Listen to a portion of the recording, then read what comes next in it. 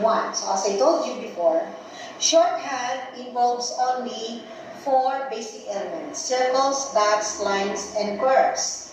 And we also start with the alphabet. The basic consideration here is shorthand is written according to sounds. So if the longhand alphabet starts with a letter A, shorthand may also start with a letter A.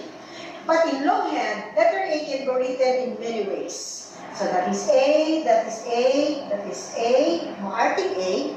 But in shorthand, letter A is represented only by a big circle.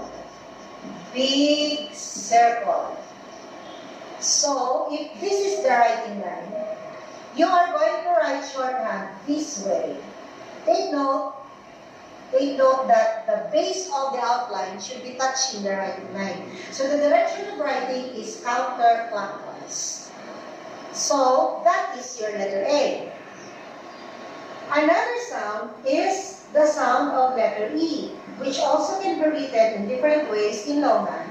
But in shorthand, this is represented only by a small circle. So again, it's a circle. So if this is the writing line of your paper, your letter E is a small circle.